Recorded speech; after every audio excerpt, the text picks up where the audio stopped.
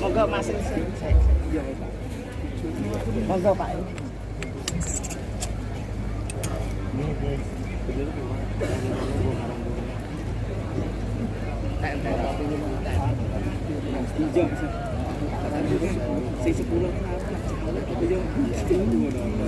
Atas sebagian Mas.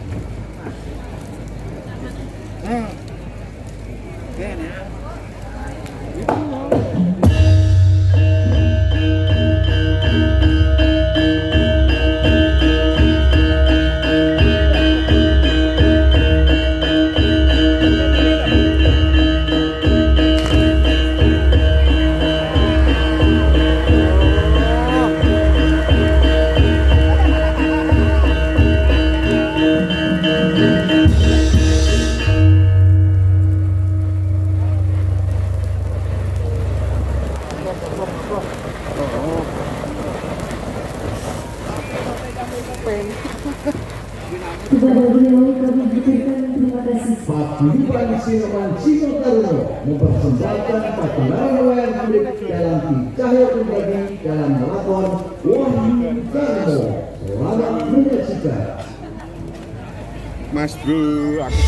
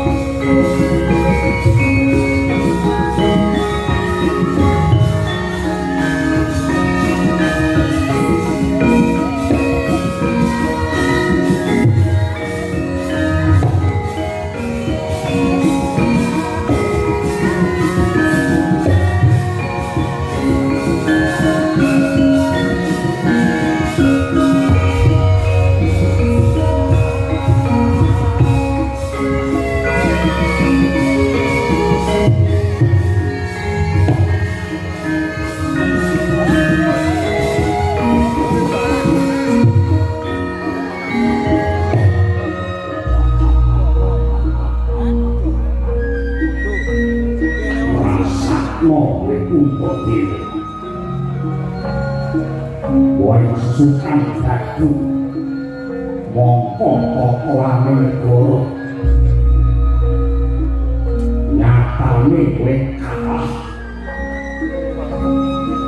Rolas taun kowe dulurmu lakoni dadi wong buangan. Urip ana tengah alas kamoko.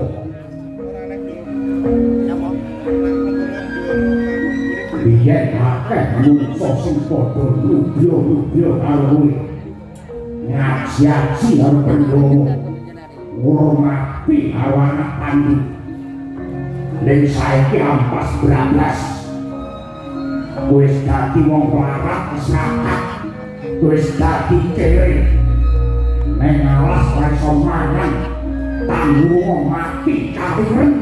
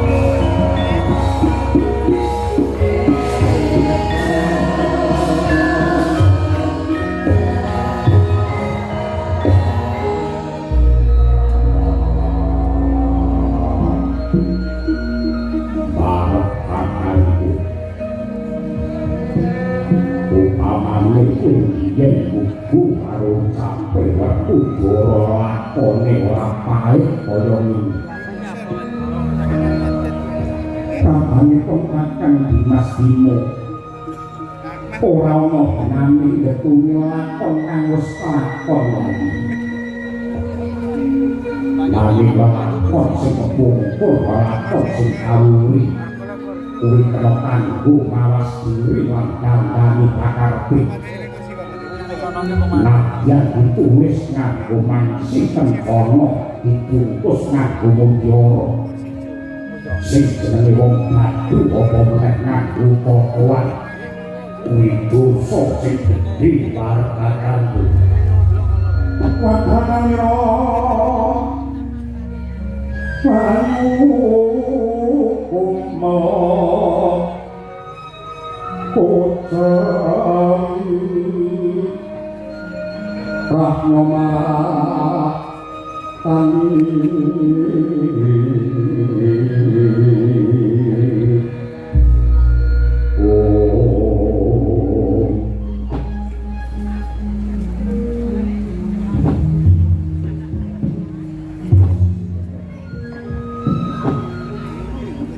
Dimas ora kudu dadi dina iki siap dilumpukake marang Puntadewa merga Pandhawa kabeh dadi korban. Pandhawa dadi wong alasan ana wana kang lupa iki. Yen kanthi siap nganggep Puntadewa iki dosa lan luput. Dino iki aku arep nduk hukum nganggo cara sing kepilih aku mung bakal manut Werkudara. Mbah. Yen Pandhawa yen purna urip rekoso pabrangan ning alas yakuran kubur. Nanging ora ati dadi sawana. Kakanggo Ratu Drupadi panjenengane kaya putra putrine Narendra. Kuwi cilik urip mulya ning merga nuruti mungkare nafsumu. Saiki dadi wong pokok iman lan guru. sawangan kakanggo Bupati erek maneh dhuwure modal magel merwajur apine nalika dicambak rambute dirang-rangke karo Guru Sasana ana sajroning pasamuan nalika sesukan dadu ati ora tegel ngawak kahanane Wahyu Bupati yen kaya ngono Wakudoro ngerti yodi sing nyawang karo sing lakoni kuwi rasane durung karuan padha sing nyawang karo sing lakoni kuwi rasane durung karuan padha yen saka panganggepe Wakudoro Mbah Yumu kae urip rekoso nanging yen manut ature yang Bupati marang pun kakang malah batine rumangsa mareng lan ayem mergo bisa dadi wanita ingkang setya bekti marang guru laki jungguh kelawan dawuh para sepuh wanita ingkang setya kuwi paribasan swarga nunut neraka katut urip mulya yo ora suwak urip rekoso yo ora ngrasula mula dadi menungsa ki aja seneng ngukur wong liya nganggo ukurane dhewe sandangane wong liya ku sing trep ya sing duwe sandangan wong liya sing ora duwe sandangan aja melu nganggo mergo sing mbok sawang karo sing disawang iki para mangsa akeh bedane bar kejaba saka kuwi saiki ora kaki pikiran tahanane kawulamu ngamarta kang dina iki dicengkrem dening kamurkane Kurawa yen kawula ngamarta padha urip rekoso lan masyarakat sing dosa kuwi penggawa mergo bejo cilaka mulya rekasane kawula ngamarta kuwi dadi tanggung jawabmu kowe kuwi ratu bab iki kudu pikir banger bacin utek benih mulya rekasane wong sak negara iki dadi kewajibanmu kowe nanggo dosa gedhe ora bisa mulyake wong cilik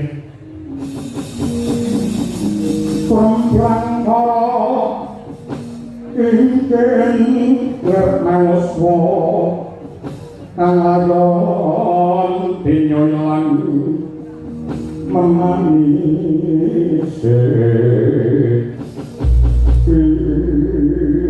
Wakudoro aja banget-banget anggenmu ndiwak-ndiwakake karo Kuntabimu aja nduk anggap lamun aku iki wong resik Kuntabimu iki wong suci aku iki uga titahe pangeran ingkang awujud manungsa sing mesti kadunungan luput dosa lan lali sing kabeh mau pancen dadi sandangane kita nadyan kok manungsa kuwi mesti gendong keluputan lan dodosan nanging manungsa sing apik kuwi mesti gelem mawas diri dandani pakati banjur matobat kanthi momen lair kandas tekan batine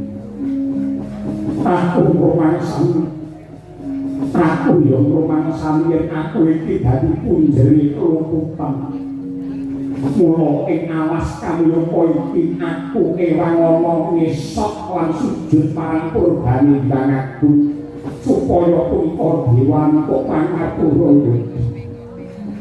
Dewa Dewi yen pancen Puntadewa iki nduk anggep pamawa lan bisa ingkang kebak dosa sing dadi jalaran kasangsalane Pandhawa kawula sak negara ngamarta aku lila rampa pidana mara kaki kuku pancantaka pitancep mara jantungku Werkudara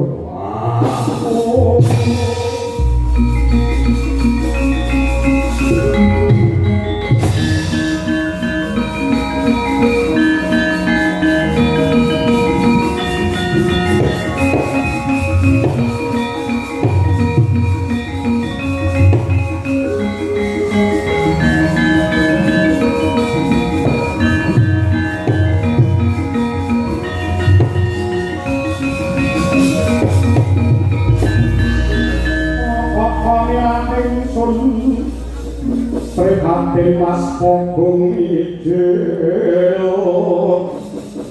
Tubuh tahatan Pokaryo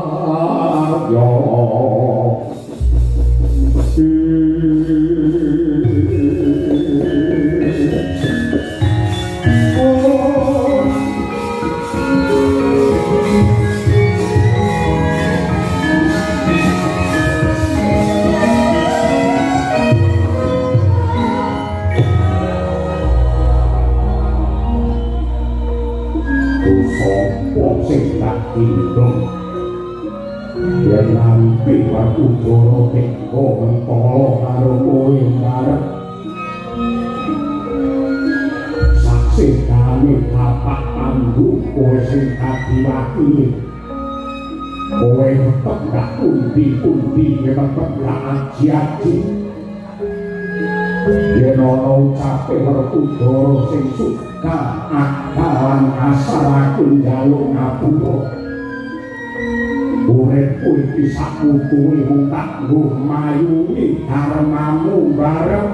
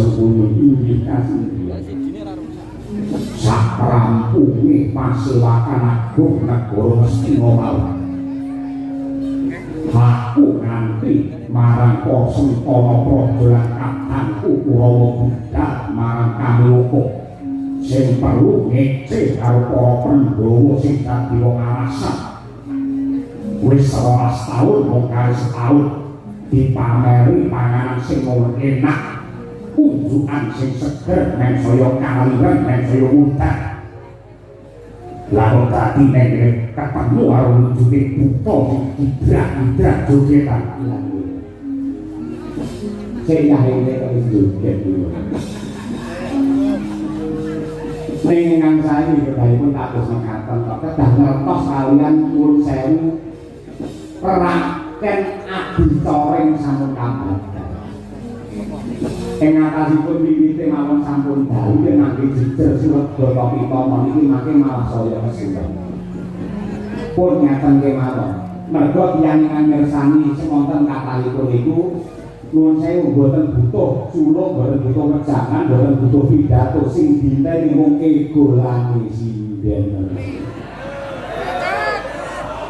Tiyang mirsani niku jinise werni-werni, wonten pancen nggatekke crita, nggatekke lakon, wonten sing nggatekaken piwulan, wonten sing mriki butuhe ndelok lelucon, wonten ugi sing butuhe mung ngarep nyawang sinden. sing teko kene butuhe nyalang sinden wonge teko cara semonten kakak bila enggak paling dawuh kemawon sopul goli daerah petang sarto lagi wanu kala tanpa rupa kula menika ratu saking negari Dewa Barong atmajanipun Suwardi Prabu Nagakaya nami kula pun Nagakumbang Prabu Nagakumbang Kasindianji yektosipun kula menika badhe dakon stinggil sowan wonten ngarsa Paduka Siwun Prabu Duryudana kekadak wonten kata wates mriki pinanggih kaliyan Paduka mila sisan damel kula nyuwun panglah kula badhe matur apa sing bakal nglakoni Nagakumbang nuwun sewu tiyang sepuh kula Rama Prabu Nagakaya rumiyin menika pejah ingkang nyirnakaken inggih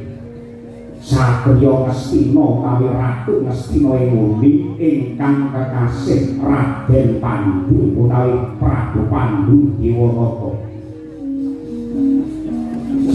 Saged kula jejer dados anak bisa mipul dhuwur mendem jero ngaromake asmane wong tuwa mulyakake tiyang sepuh ingkang sampun suwardi. Inggih nadyan nuwun sewu kabaripun Prabu Pandhu sampun seda ning Pandhulaan gadhahi pedhakur ingkang naminipun Pandhawa Puntadewa Werkudara Jalaka kembar Nakula Sadewa. Kula kepengin lebur cinta, kula kepengin males ati gandeng sampun kawuka bilih para Pandhawa menika mangsalipun Paduka Siwun Prabu Duryudana mujudaken klinik netra satru ing cangkrakan. Kula nyuwun panilah kula dadi berarti para Pandhawa bagus.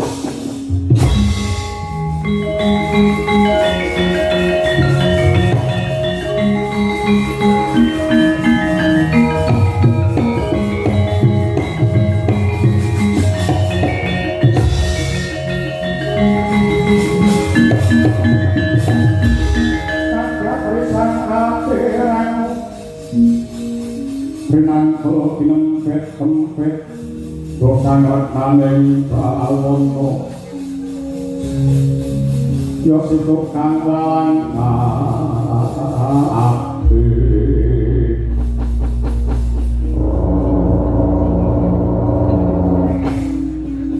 koyo maku wanci pangko kepapak kubur sen marang Duryudana krungu apa kang dadi sagwamu Prabu Nagakumbang mesti kae Duryudana liyane yen perlu mangestoni yen perlu kuwi bisa mateni para Pandhawa bakal ndak paringi ganjaran gedhe separone negara Ngastina wenehake barang kuwi aja hidup.